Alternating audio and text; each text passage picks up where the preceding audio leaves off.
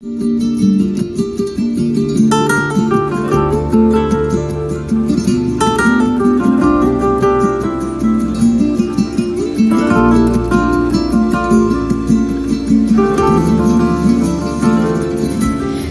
dermanım, sesin gelir şehirlerimden, kaçıp benim çətirlərimdən.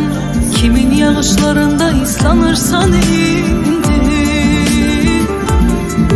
Ey sultanım, unuttuğum şehirde yoksan, neden bu kış kadar soyuksan?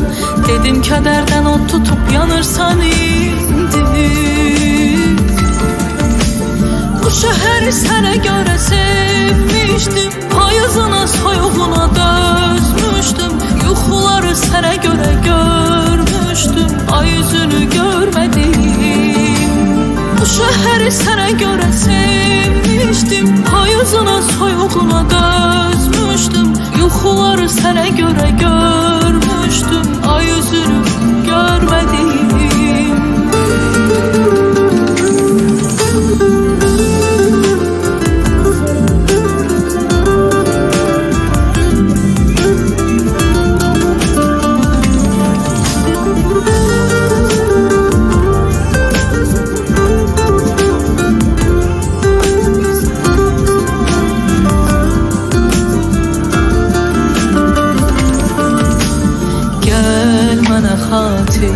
Gecenin bir yarısında, dayanıp dert kapısında beni gözler.